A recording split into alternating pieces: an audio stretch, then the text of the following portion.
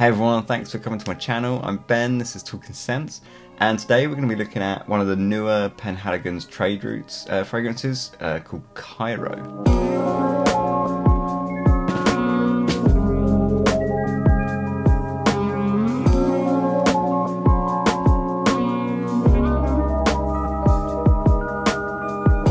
Okay, so Cairo is pretty new. I think, I don't actually know when it come out, but it's this year, and I think it's within the last couple of months. So it's pretty new.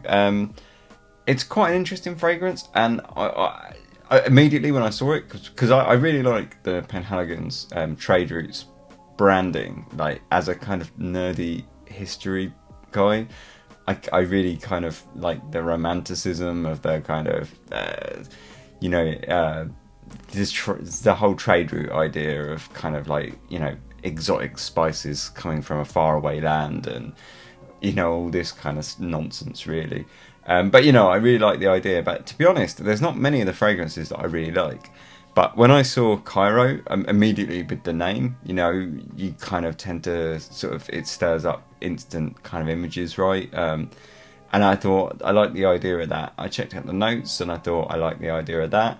So I thought I'd grab a little 5ml decant and give it a test before I spuffed all my money. So Penhaligon's Cairo, what are the notes? The notes are, in the top, rose and saffron. In the middle, lamdamen, cypriol oil and vanilla. And in the base is patchouli, sandalwood and cedar. And that's, I would say, really representative of everything you're going to get out of this. So I've got the dry down here because I've been giving it a wear. It's quite a linear fragrance, to be honest. It does sort of open up a little bit, but it's kind of linear. But we'll give it a spray anyway, just so I can kind of talk about the opening, I guess. Okay, so in the opening you get just a really big saffron and rose, and they are really big, and it feels like, to me, like you have this kind of saffron with a rose kind of perched on top, but the two sort of blend together really, really well. So it's hard to kind of tell where the saffron finishes and the rose starts, but the whole thing is kind of tipped with that kind of slightly metallic vibe you get with the rose. That kind of slightly sharp metallic edge that just sort of tips the edge off. But otherwise you just get this real big saffron and rose, and that's kind of it for the opening. For like the first few minutes, that's what you're going to get. It feels very soft, slightly dark.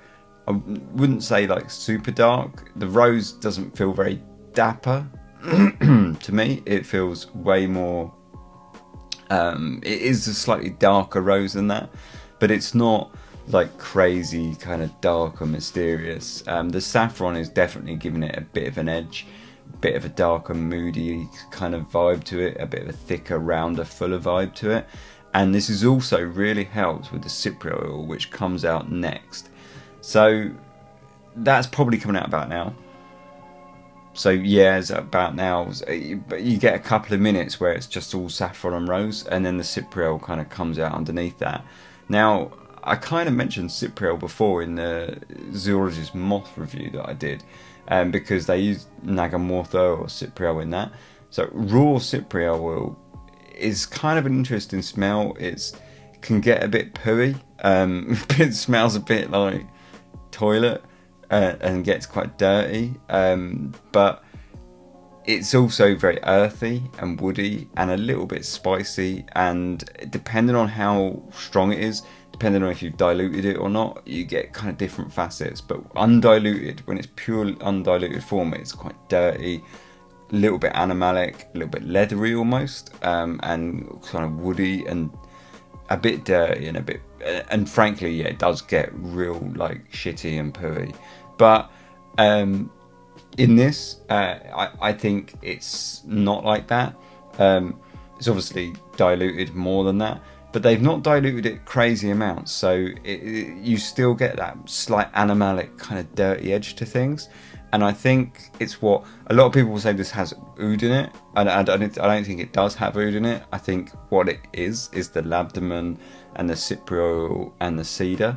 and I think those three things are creating a very oody vibe, and it does definitely give that, because basically you get this dark, earthy, slightly dirty, slightly animalic woodiness, but it's not oud. Like I say, it's the cypriol playing its part, and that's really what you're getting now. So really, okay, to sort of take a step back, what you're getting is like this big rose, and this big saffron, and then underneath that this kind of big cypriol, and that is a very kind of dark, slightly warm, slightly dirty edge. It's a little bit ambery and a little bit leathery and a little bit animalic, but mostly it's a kind of dark, earthy woodiness.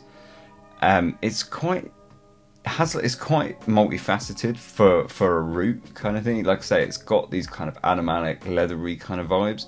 Also can have a bit of a ambery vibe to it as well.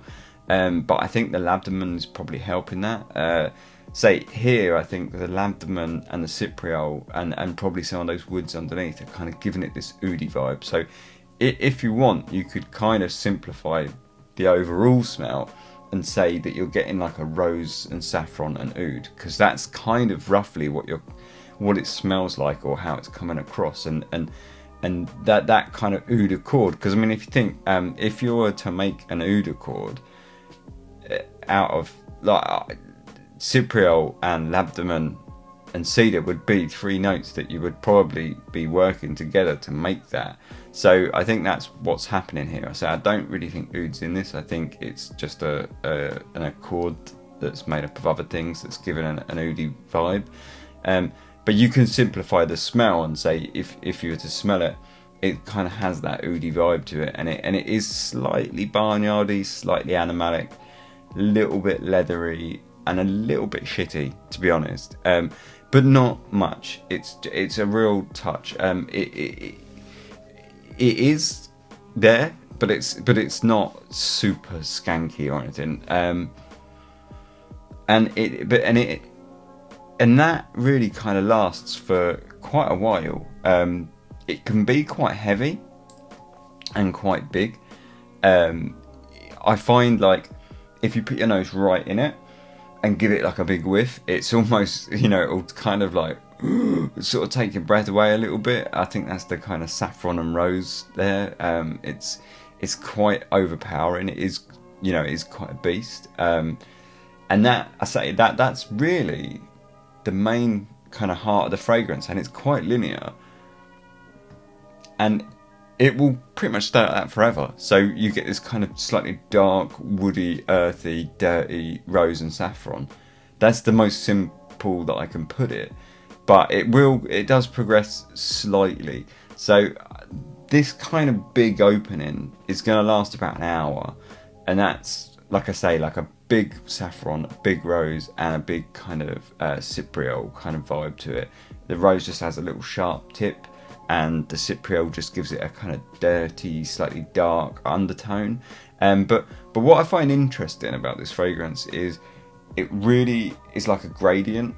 If you were to look, I mean, if you were to kind of represent it in colour, for example, or image, it's a gradient. It's not a series of block colours. So I think it's sort of like dark purple, and if you imagine a gradient from here to here, like dark purple to dark red, that's how this fragrance is, with the kind of the woody earthiness, and then that kind of blends into the saffron, and then the saffron blends into the rose. It's all very smooth, and one note blends sort of seamlessly into the next. There's no real edges. It really is a very smooth blend, and I think it's done really well. And then, but like I say, it's quite linear, and that's about it.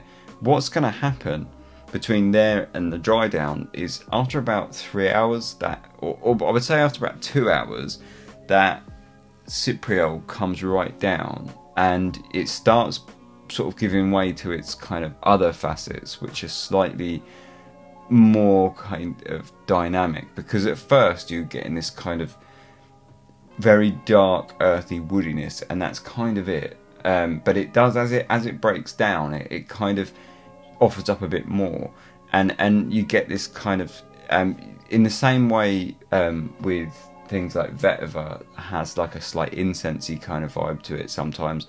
This has that as it kind of tames itself and tempers down a little bit.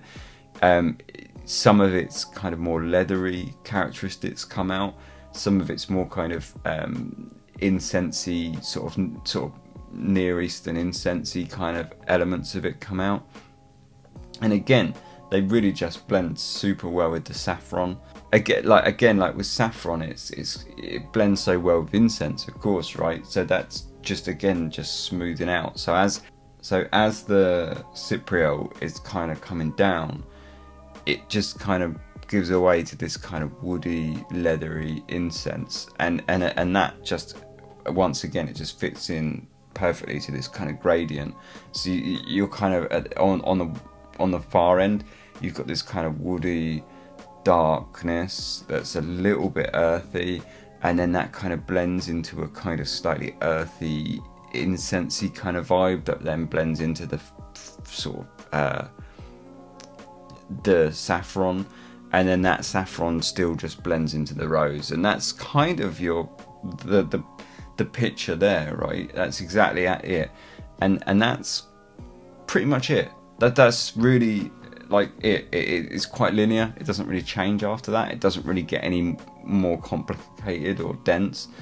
It is quite a beast of a fragrance. It is quite a big, full, round feeling fragrance. It doesn't feel very sheer. It definitely feels quite rich and opulent and big, and sort of could be quite suffocating, but it never really gets suffocating. I think the rose kind of keeps things light. In this, I feel like the rose complements the cypriol by just sort of keeping things light, whilst the cypriol kind of drags it dark. So you get this nice balance. The vanilla in this it does come out, but it's really soft. It never gets like, I don't think you would ever feel like it's super vanilla. It just gets like a nice kind of creamy sweetness as the dry down comes in, about between about sort of the second hour onwards, and it's really nice. I think in terms of who would wear it, I think it opens really masculine, because you've got this kind of dark cypriol, kind of slight shitty woodiness. It feels quite masculine at that point, despite the kind of rose and the saffron, because they're kind of dragged slightly down and slightly darker, so it does feel quite woody, quite masculine. But I actually feel like as it dries down, it gets more and more feminine, and I feel like once the actual dry down, once you're about 2-3 hours in, I feel like it actually starts going quite feminine at that point. When you would want to wear it, I feel like it's quite versatile in that sense. I get the feeling it's quite a big fragrance, and it, like I say, it almost it could be suffocating, but I feel like this might actually work on a summer's day. I haven't been able to test that. I've been wearing it like recently, and it's been quite warm, but it's not been like, we've not had a great summer, so I don't really know. But I've got the feeling that it might actually work in the heat. I do think it's more of an evening fragrance, and I think it absolutely would work in a summer evening. But otherwise, I think any evening really would work in any temperature. I do think it has like a slight romanticism for that kind of warmer evening. I do think that kind of would work. And I feel like in terms of like when, I think this would make a really good date scent for someone who wanted to be a little bold and a little different, but not like a total edgelord. I think I think that would work really well. But otherwise, I think like any sort of evening time, I think it's a really good evening scent. Do I actually like it enough to buy it? That's a trick, because I'm not sure. I've worn this quite a bit now, and every day I feel slightly different about it. When I first sprayed it, I didn't like it, and I didn't think I was going to buy it at all. but I'm warming to it more and more. But it's quite simple and quite linear, and I'm not sure I like it enough. But it's not a bad fragrance at all. If you're into roses and sort of those kind of rose oud combos, like that every kind, you know, not that there's anything wrong with rose and oud, but they're a bit, you know, every fucker's releasing a rose and oud combo, right? But if you're into that kind of stuff, like, I don't think this is a particularly bad one. The saffron's really nice in this. I think it's a really nice representation of saffron. I tell you what, I feel a bit disappointed with is I expected a bit more. When you think of Cairo, you feel like all these kind of spices and rich kind of marketplaces with different smells that doesn't have to necessarily be spices, you know. It could be like kind of animalics and spices and dustiness and kind of the desert heat and, you know, all different materials and textiles and things like that. All this stuff in this market, you know, it offers up like such a huge range of notes that you could have in a fragrance, and instead this is just rose and saffron, and that's kind of it. I mean, you get this kind of dark earthy woodiness to it, which is nice with the cypriol and the cedar, but that's it really, you know. Like, there's this kind of dark earthy saffron and rose. That's kind of the long and the short of it. It's not really doing anything out the box or different or anything like that, but it isn't boring if you were to wear it in an evening. I think it would be actually quite the opposite. I think it would be quite sensual and mysterious and dark and kind of interesting. But it's, I don't know, it's just something to me that I just feel like it's just not got something, you know. It's just not quite complete. It feels like half a fragrance sometimes. So yeah, that's kind of that. But otherwise, I do think it's a really good fragrance, and I would be interested in buying it at a cheaper price, but perhaps not at this price. And you know, I'll continue to wear this decant for sure. I'll use this up, and then I'll make more of a decision then. But I can definitely see, rather than buying a whole bottle, I could, for now at least, just see myself just picking up another decant and perhaps wearing it in the evenings. And then, like, you know, later next year sometime when it gets real bargain prices, picking it up then, more than just going out, rushing out and buying it right now. So that's kind of that. But otherwise, it's a really nice rose saffron kind of oudy vibe. So I don't think it really is oud, but it's got that. It definitely has that vibe. It's like woody, earthy, leathery, animalic, kind of a little bit dirtiness to it. That dirtiness, if you're worried about that, it goes quite quickly. And I have actually smelt this on someone else as well, and they didn't get any of the dirtiness at all. On her, it was actually quite clean, and it was. I didn't really feel. I felt like the cypriol on her was quite different to how it was on me. On me, it gets quite dense and, say, a little bit pooey, which I don't mind. It's not bad enough to be sort of nasty. You're not gonna wear it on a date and sort of have to worry if your date's, you know, wondering if you're wearing diapers or anything. It's not that bad, but it's but you know, for me it was a little bit kind of dirty, which, if you like that or not, I don't know, it's up to you. But I say, on her it was not at all dirty, and it actually was quite clean. I don't, you know, it's just the weirdness of perfume, isn't it? How on one person it can react in a different way. They still smelt very similar, but it was just that dirtiness. On me it came a little bit, you know, dirty, had like a dirty edge, and on her it just didn't at all. Why, God knows, but that's just perfume, innit, I guess. So yeah, that's kind of Cairo for you. It's really nice, really good. I do recommend trying it, but I don't recommend buying it. because it just might not do it for you.